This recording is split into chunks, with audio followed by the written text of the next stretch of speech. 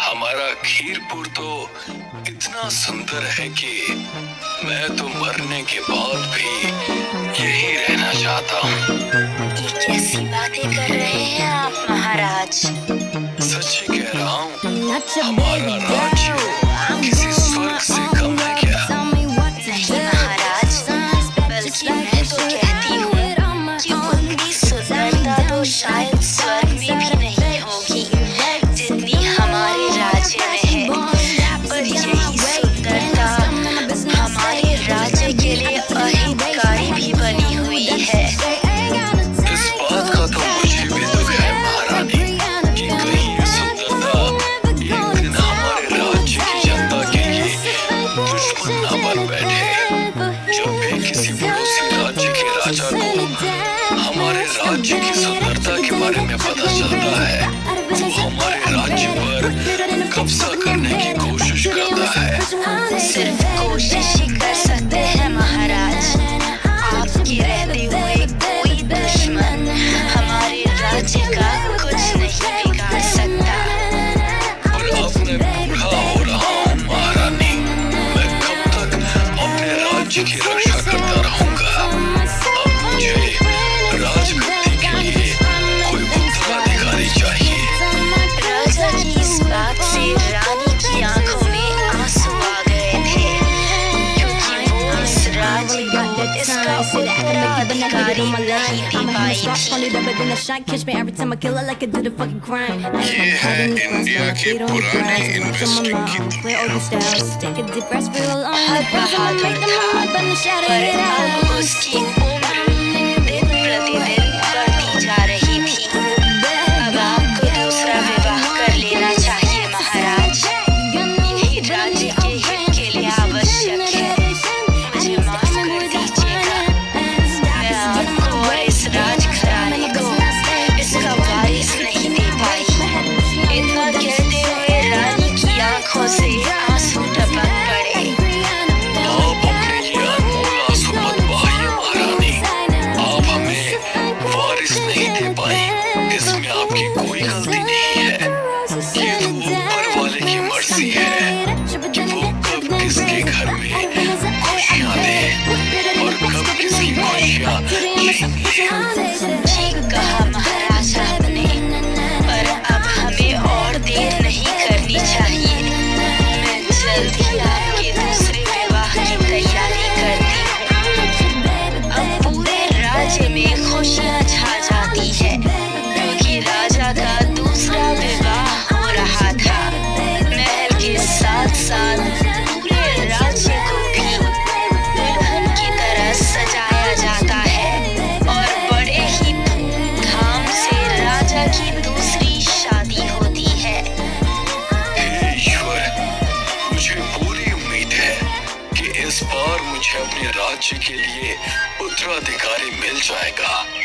देखते ही देखते राजा की दूसरी शादी को भी 2 साल से ज्यादा समय बीत जाता है, पर दूसरी पत्नी से भी राजा को कोई संतान नहीं होती।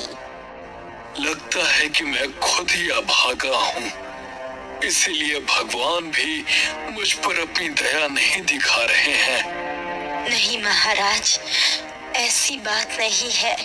आपकी दूसरी शादी से भी आपको संतान नहीं हुई।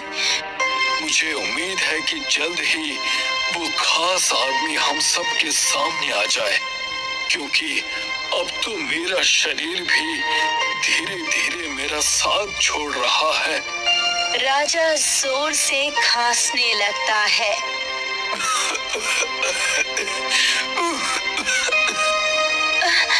आप ठीक तो है ना महाराज? हाँ, मैं ठीक हूँ, बस थोड़ा मन दुखी है। आप पूरे राज्य में ये घोषणा करवा दीजिए कि जो भी किसी तरह से मेरे मन को खुश करेगा, मैं उसको इनाम के तौर पर राजा बना दूंगा। ठीक है महाराज, मैं आपका ये संदेश पूरे राज्य में फैला देती हूँ। अब रानी के कहने पर कुछ संदेश वाहक पूरे राज्य में राजा की कही हुई इस बात को फैला देते हैं कि जो भी राजा के मन को प्रसन्न करेगा वो इस राज्य का राजा बनेगा। ये खबर सुनकर राज्य के सभी लोग अलग अलग तरीके अपनाने लगते हैं। ले लीजिए महाराज, ये सुगंधित फूलों की माला पहन लीजिए।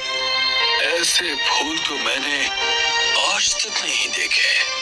महाराज, मैं इन फूलों को हिमालय पर्वत से खास आपके लिए लेकर आया हूँ। वो आदमी राजा के गले में फूलों की माला डालता है, पर इससे राजा का मन खुश नहीं होता और वो आदमी वहाँ से चला जाता है। फिर दूसरा आदमी आगे आता है। ये लीजिए महाराज, मैंने ये वस्त्र खास आपके लिए बनाया है। सर्दियों में भी आपको गर्मी का एहसास देगा। वो आदमी राजा को कोट देता है, पर राजा उसके कोट से भी खुश नहीं होता और वो आदमी वहाँ से चला जाता है। और फिर तीसरा आदमी राजा के पास आता है, जिसके हाथ में एक बहुत बड़ा घड़ा है। वो उस घड़े को राजा के सामने रखता है। ये लीजिए महाराज, मेरी तरफ से ये एक छोटी सी भेंट स्वीकार कीजिए। राजा उस घड़े के पास आता है। क्या है इस घड़े में?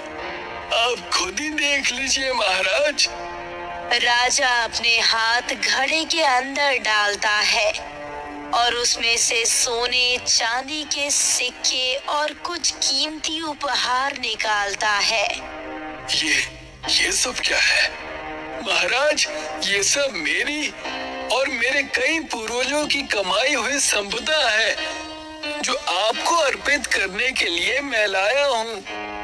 मैंने तो ऐसे किसी धन की अपेक्षा नहीं की थी, और ये सब तुम्हारी मेहनत की कमाई है। मैं ये सब हरगिज़ स्वीकार नहीं कर सकता। ले जाओ इसे। वो आदमी अपना घड़ा उठाकर वहाँ से वापस चला जाता है। इस तरह से और भी कई लोग आते हैं और राजा को खुश करने की कोशिश करते हैं, पर राजा खुश नहीं होता है। मुझे लगता है कि अब मैं कभी भी खुश नहीं होऊंगा। तभी एक बावर्ची राजा के दरबार में आता है। नहीं महाराज, ऐसी बात नहीं है, मैं आपको खुश करूंगा। अब तुम क्या लेकर आए हो मुझे खुश करने के लिए?